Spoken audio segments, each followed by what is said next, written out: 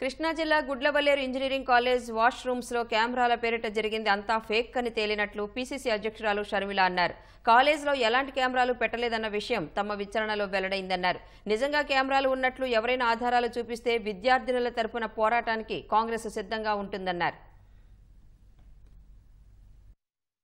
ఇది ఒక fake news మాత్రమే అని, కెమెరాలు లేవు అని మాకు అర్థమైన విషయం. నిజంగానే కెమెరాలు లేవా, ఇది ఫేక్ న్యూసా అని మేము మల్టిపుల్ సోర్సెస్ నుంచి తెలుసుకోవడం జరిగింది. ఫేక్ న్యూసే కావాలు అని మేము ఎందుకు అనుకుంటున్నాము అంటే, ఎందుకంటే 300 వీడియోలు పైగా రికార్డ్ అయ్యాయని చెప్పారు, కానీ ఒక్కటి కూడా బయటికి రాలేదు.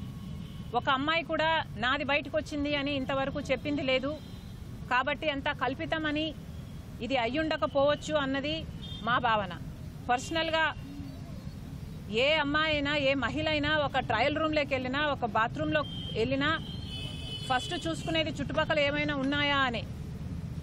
అలాంటిది ఒక కెమెరా ఉంటుందని, దాన్ని ఇంతమంది హాస్టల్లో ఉండి కూడా ఒక్కరు కూడా దాన్ని నోటీస్ చేస్తుండరు అని నేను అనుకోను. ఒకవేళ షవర్ లోపల ఇన్విజిబుల్గా పెట్టినా షవర్లో నీళ్లు పడినప్పుడు అది బ్లర్ అయిపోతుంది, అది సాధ్యం కాకపోవచ్చు. ఇవన్నీ ఆలోచన చేసి అది ఫేక్ న్యూస్ మాత్రమే అనే నిర్ధారణకు మేము వచ్చాం. ఒకవేళ అది కాదు, నిజమే అని మీలో ఎవరైనా ఎస్టాబ్లిష్ చేయగలిగితే చెప్పండి. Congress party is willing to fight to any lens for the rights of this girls to do justice to them.